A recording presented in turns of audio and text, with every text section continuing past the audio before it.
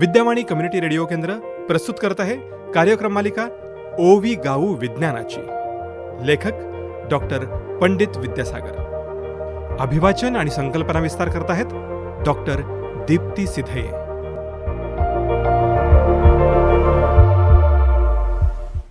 श्रोते हो, नमस्कार. माझं नाव डॉक्टर दीप्ती सिधये.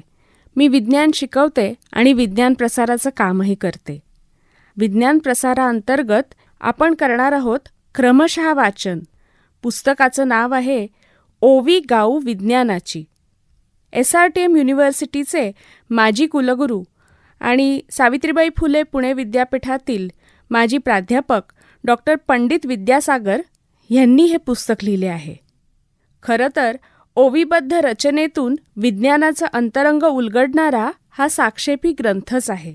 श्रोते हो, ओवी गाऊ विज्ञानाची या मालिकेत आज आपण ऐकणार आहोत पतंजलीविषयी. पतंजलीचा काळ होता ख्रिस्तपूर्व 200. आजच्या काळात तुम्ही पतंजली हे नाव नक्कीच ऐकलं असणार. चला तर समजून घेऊया पतंजली यांच्या योगदानाविषयी. सुरुवातीला ओव्या. चित्तवाचा शरीर आणि पाय, मल निस्सारणा उपाय, स्वास्थ्यासाठी रामबाण होय, योग पतंजली दाविला. यमनियमांचे पालन, आसन प्राणायाम योजून, प्रत्याहार ध्यानाचे प्रयोजन, धारणा समाधिप्रत नेतसे. शरीर मनाचे नियंत्रण, विचार प्रक्रियेचे आकलन, आहार निद्रेचे आलंबन, पतंजली जाणियले. निरामय जीवनाचा मार्ग, आनंदाचा मिळे स्वर्ग, बंधन नसे वर्णवर्ग, योग साधना करावया. देश भाषा वंशातीत, धर्माने नसे बंधित, जगाला करी प्रभावित, ऐसा मार्ग दाविला. सहस्रावधी वर्षे तरिले, योगतत्वे जग व्यापिले, विज्ञान कसोटीवरी आधारिले, ऐसे महात्म्य योगाचे. भारतवर्षाचा वारसा, संस्कृती देई दिलासा, आधुनिकतेचा कवडसा, ठसा उमटवी विश्वव्यापी. आता जाणून घेऊया या ओव्यांविषयी. प्राचीन भारतीय परंपरेने योगशास्त्र ही जगाला दिलेली अनोखी भेट आहे. इसवी सन पूर्व 200 वर्षांच्या कालखंडात ही पद्धती विकसित झाली असं मानलं जातं.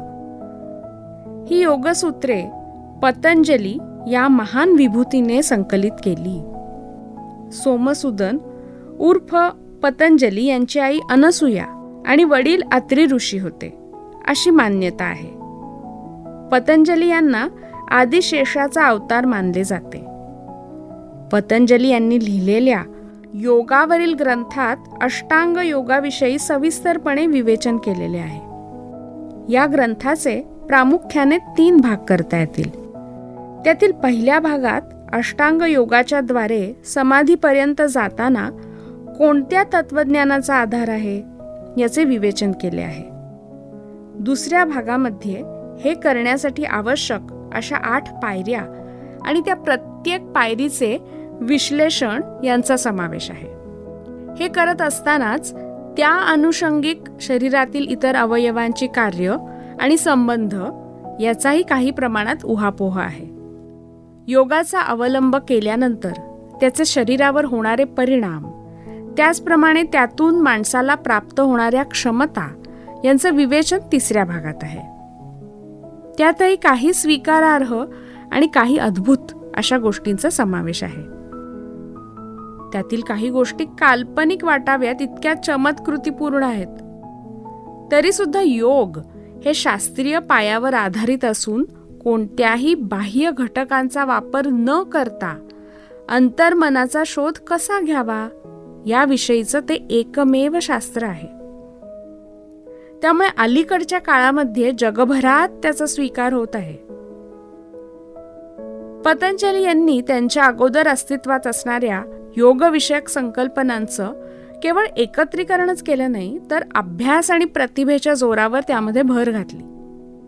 यातच त्यांचे मोठेपण सामावलेले आहे. योगाचा विचार हा महाभारत आणि भगवद्गीतेत आढळतो. त्यापूर्वी उपनिषदांमध्ये योगतत्वाचा विचार केला गेला आहे. तत्वज्ञान आणि आसनं ही प्रमुख अंग मानली जातात. तत्वज्ञानाचा संबंध हा सांख्य प्रणालीमध्ये आढळतो. त्याला आसनांचा आयाम नंतर जोडण्यात आला. अष्टांग योगामध्ये यम, नियम, आसन, प्राणायाम, प्रत्याहार, धारणा, ध्यान आणि समाधी ही 8 अंग सामावलेली आहेत. पतंजली योगसूत्रांमध्ये योग म्हणजे काय, त्याचे निरनिराळे पैलू, योगाभ्यासाची पद्धत आणि शेवटी योगाभ्यासाची परिणिती अशा 4 अंगांचा समावेश आहे. या सूत्रांना वैज्ञानिक आधार शोधण्याचा प्रयत्न अलीकडच्या काळात होत आहे.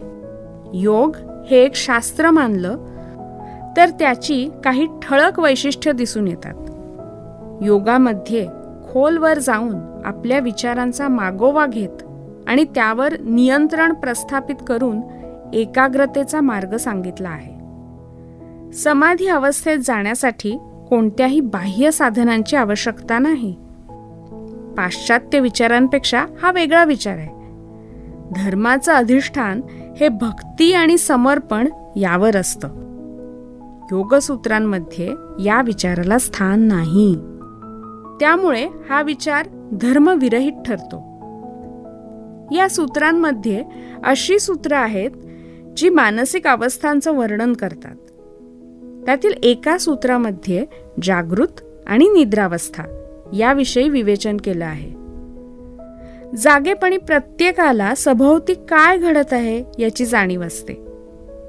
निद्रावस्थेत अशी जाण नसते. परंतु जाग आल्यानंतर मात्र आपल्याला जाणीव नव्हती याची जाणीव असते. हे कसं घडतं? आधुनिक तंत्रज्ञानाचा वापर करून मेंदूचा अभ्यास आणि संशोधन केल्यानंतरही या प्रश्नाचं नेमकं उत्तर अद्याप तरी सापडलेलं नाही. योगाभ्यासामुळे मानसिक संतुलन आणि शारीरिक क्षमता वाढवता येते. त्याचप्रमाणे काही व्याधींचा प्रभाव नष्ट करण्यासाठी आसनांचा उपयोग होतो. याला जगामध्ये सर्वत्र मान्यता मिळत आहे. व्यक्तीचा धर्म, वंश, भाषा, देश आणि वर्ण यामुळे योगाचा अभ्यास आणि आचरणाला बाधा येत नाही. हा विचारही चांगलाच रुजू लागला आहे. भोज यांनी योगसूत्रावर केलेल्या भाष्यामध्ये पुढील श्लोक आहे. पतंजली ऋषींची प्रार्थना करणारा हा श्लोक पतंजली यांनी अभ्यासलेल्या आणि ज्यांचा सर्वांना फायदा झाला अशा 3 गोष्टींचे वर्णन करतो. योगेन चित्तस्य पदेन वाचाम मलं शरीरस्य च वैद्यकेन व्योपाम करोत्तम प्रवरम मुनीनां पतंजलिं प्राजलिरानतोस्मी. याचा अर्थ असा आहे, मी पतंजली ऋषींना वंदन करतो की ज्यांनी मनाची योगामुळे, वाणीची व्याकरणामुळे आणि वैद्यकशास्त्रामुळे शरीराची अशुद्धता दूर केली. या श्लोकावरून पतंजली यांनी 3 क्षेत्रांमध्ये उल्लेखनीय कार्य केल्याचे स्पष्टपणे दिसते. त्यांनी योगासंबंधी केलेल्या कार्याचा आपण परिचय करून घेतला. पाणिनी यांच्या अष्टाध्यायी या ग्रंथावर पतंजली यांनी भाष्य केलं आहे. शब्द आणि त्याचा अर्थ यावर केलेल्या भाष्यात अर्थ हा शब्दामध्ये अंतर्भूत असून तो बाहेरून लादला जात नाही असं प्रतिपादन केलं आहे. शब्द निर्मितीविषयी त्यांनी केलेले भाष्य असेच मूलगामी आहे. त्यांनी वैद्यकशास्त्राविषयी लिहिलेला ग्रंथ मात्र काळाच्या ओघात नष्ट झाला आहे. विज्ञानाच्या कसोटीवर योग पद्धती पुरेपूर उतरते हे अलीकडच्या काळामध्ये महेश योगी यांनी दाखवून दिले. त्यांनी ट्रान्सडेंटल मेडिटेशनची सोपी आणि सुलभ पद्धती विकसित केली. ही पद्धती पारंपरिक पतंजली योग पद्धतीपेक्षा थोडी वेगळी असली तरी तिचा मूलाधार हा पतंजली योगसूत्र हाच आहे. ध्यानावस्थेत शरीराशी संबंधित बदलांचे मापन त्यांनी उपकरणांच्या साहाय्याने केलं. त्यात शरीराच्या विद्युतरोधाचे मापन हा एक भाग होता. गॅल्व्हॅनिक स्किन रिस्पॉन्स या नावाने ओळखले जाणारे हे मापन विचारांच्या स्थिरतेशी संबंधित आहे. मज्जासंस्थेचे 3 प्रमुख घटक म्हणजे मध्यवर्ती सेंट्रल, बाह्य पेरिफेरल आणि सिम्पथेटिक व पॅरासिम्पथेटिक हे होत. त्यात सिम्पथेटिक आणि पॅरासिम्पथेटिक घटकांवर आपलं नियंत्रण असत नाही. हा घटक बाह्य आणि आंतर घटकातील बदलांना प्रतिसाद देतो. विचारांमुळे मनामध्ये अस्वस्थता असेल तर त्याचा परिणाम शरीरातील रोधावर होऊन तो सारखा बदलतो. ध्यानावस्थेत शरीर आणि मन स्थिर झाल्याने हा स्थिर होतो. GSR म्हणजेच गॅल्व्हॅनिक स्किन रिस्पॉन्स याच्या मापनाने ध्यानावस्थेचे मापन करणे शक्य होते. मानवी मेंदू हा सतत कार्यरत असतो. मेंदूचं कार्य हे विद्युत बदल आणि स्पंदनांद्वारे चालते. त्यामुळे मेंदूमध्ये असे बदल आणि स्पंदनं मोठ्या संख्येने निर्माण होत असतात. या बदलांच्या एकत्रित परिणामांचे मापन कवटीवर विद्युत अग्र जोडून करता येते. याला ECG किंवा इलेक्ट्रोकार्डिओग्राम असं म्हणतात. या विद्युत आलेखात निरनिराळ्या वारंवारितेची स्पंदनं आढळतात. ही स्पंदनं बीटा, अल्फा, गॅमा आणि डेल्टा या नावाने ओळखली जातात. अस्वस्थता आणि विचारमग्न अवस्थेत बीटा स्पंदनांचे आधिक्य असते. डोळे झाकल्यानंतर मन स्थिर आणि एकाग्र असल्यानंतर अल्फा स्पंदनांचे प्राबल्य वाढते. मन शिथिल झाल्यास, पेंग आल्यास आणि निद्रावस्थेत बीटा आणि डेल्टा या स्पंदनांचे प्रमाण वाढते.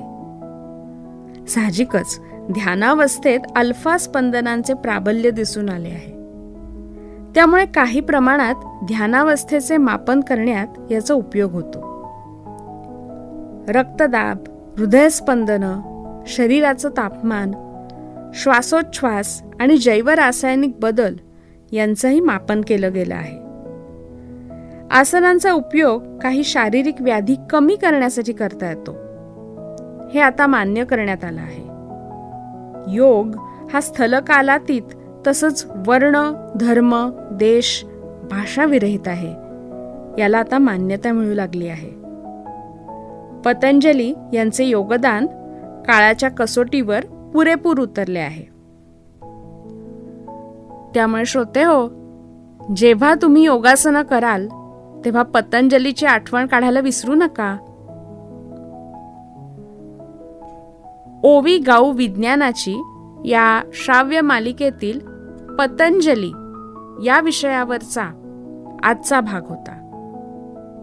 तो आपण ऐकलात डॉक्टर दीप्ती सिधये यांच्या आवाजात. भेटूया पुढच्या वेळी पुढच्या शास्त्रज्ञाविषयी बोलायला आणि ऐकायलाही अर्थातच. धन्यवाद.